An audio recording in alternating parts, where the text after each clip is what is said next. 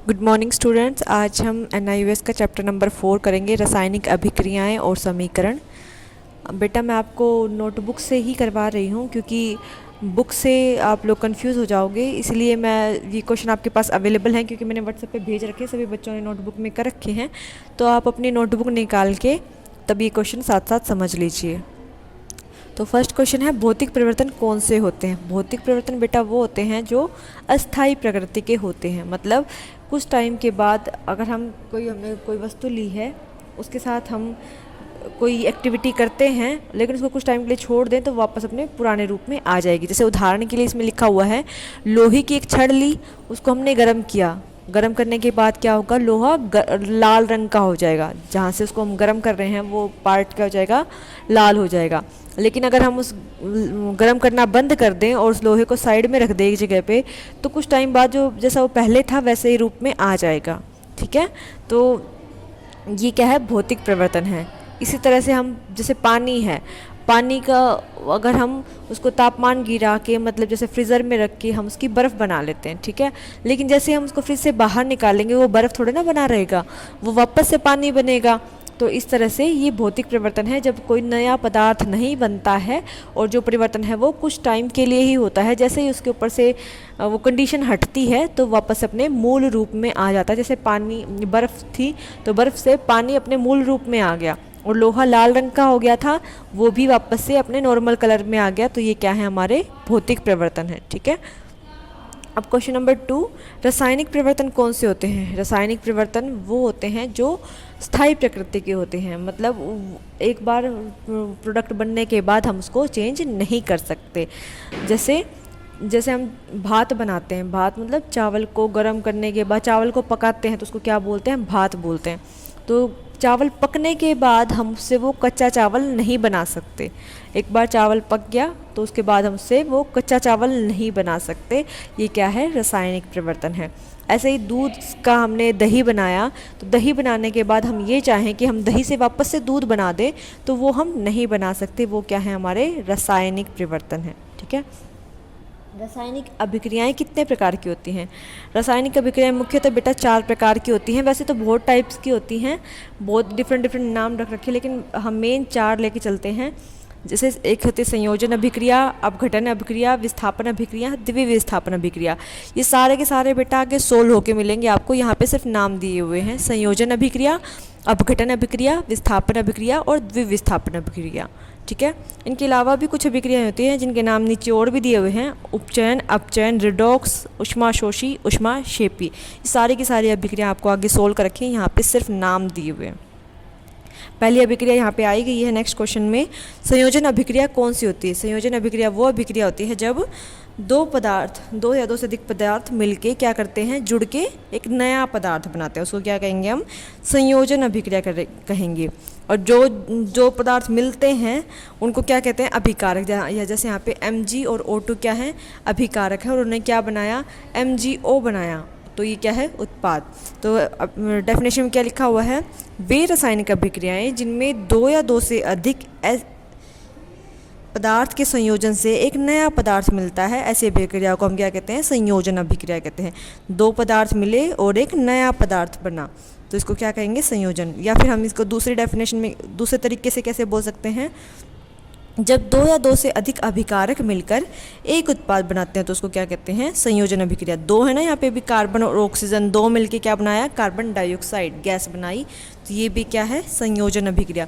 जब 2 या 2 से अधिक अभिकारक मिलकर एक उत्पाद बनाएं, या फिर हम कहें कि 2 या 2 से अधिक पदार्थ मिलकर एक नया पदार्थ बनाएं तो उसको हम क्या कहते हैं, संयोजन अभिक्रिया कहते हैं। ठीक है, नेक्स्ट पेज। अपघटन अभिक्रिया। अपघटन का मतलब होता है बेटा टूटना। जब एक चीज़ टूट के 2 या 2 से अधिक हिस्सों में बट जाए उसको क्या कहते हैं, अपघटन अभिक्रिया। अपघटन मतलब टूटना। तो अपघटन अभिक्रियाएं वे अभिक्रियाएं हैं जिनमें एक यौगिक 2 या 2 से अधिक पदार्थों में टूट जाता है। या फिर हम क्या बोल रहे हैं कि एक अभिकारक 2 या 2 से अधिक उत्पाद बनाता है तो उसको हम क्या कहते हैं, अपघटन अभिक्रिया। जैसे यहाँ पे एक अभिकारक है CaCO3 चूना पत्थर, उसको हमने गर्म करने के बाद क्या बनेगा, CaO अनबुझा चूना, और क्या बनेगा, कार्बन डाइऑक्साइड। तो एक अभिकारक था, यहाँ पे ये क्या है, अभिकारक, और ये दोनों क्या हैं, उत्पाद। जो एरो लगा हुआ है बीच में, जिस तरफ एरो का मुंह है वो क्या होता है, उत्पाद, और जो उसके पीछे वाला हिस्सा वो क्या होते हैं, अभिकारक होते हैं। ठीक है। अपघटन का मतलब टूटना, CaCO3 टूट के CaO और CO2 दो हिस्सों में बन गया। ठीक है। ऐसे ही PbNO3 ये एक अभिकारक है, गर्म किया, टूटने के बाद इसके 3 हिस्से हो गए, तो ये भी क्या है, ये 3 उत्पाद बनाए हैं इसने। ठीक है। जिसमें एक यौगिक 2 या 2 से अधिक पदार्थों में टूट जाता है, या फिर एक अभिकारक 2 या 2 से अधिक उत्पाद बनाता है, उस अभिक्रिया को हम क्या कहते हैं, अपघटन अभिक्रिया कहते हैं। ठीक है।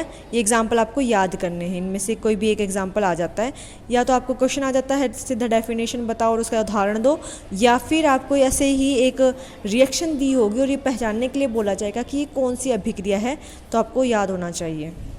डेफिनेशन की तरह आपने समझ के करना है बेटा, रट्टा नहीं लगाना है।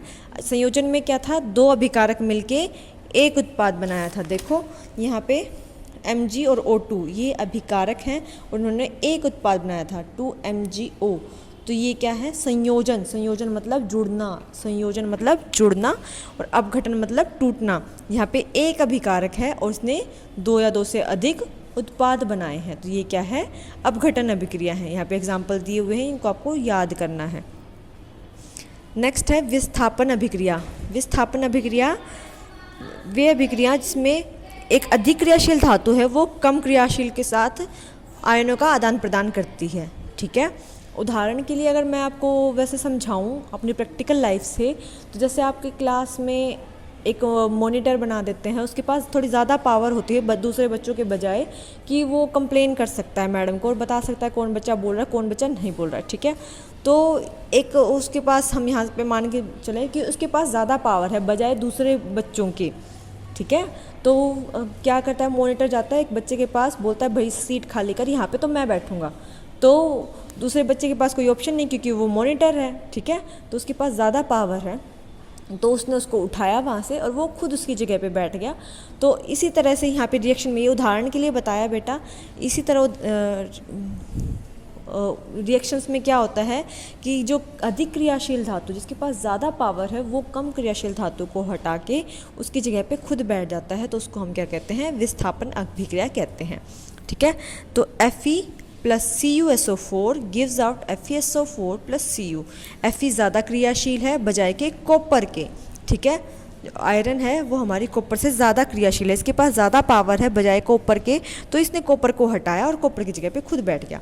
जो हमारा उदाहरण था उसके हिसाब से लेके चले, तो ये बच्चा मॉनिटर है क्लास का और ये 2 बच्चे बैठे हुए थे, तो मॉनिटर ने कहा भाई तू हट जा, मैं यहाँ पे बैठूंगा, ये मेरी सीट है। और बच्चे के पास कोई ऑप्शन नहीं, क्योंकि मॉनिटर के पास ज़्यादा पावर है, तो इसने इसको हटाया और इसके पास बैठ गया, और वो बेचारा बच्चा दूसरी सीट पे जाके बैठ गया। ठीक है। वो अकेला बैठ गया। ऐसे ही Zn प्लस CuSO4, तो इसमें भी क्या है, ZnSO4 ज़्यादा क्रियाशील है, इसके पास ज़्यादा पावर है। अभी मॉनिटर ये हो गया है जिंक, तो जिंक ने क्या किया, कॉपर को हटाया और कॉपर की जगह खुद आके बैठ गया, तो उसने बनाया जिंक SO4, ZnSO4 और कॉपर को बाहर निकाल दिया। कॉपर कम क्रियाशील धातु है। ठीक है। द्विविस्थापन अभिक्रिया। द्विविस्थापन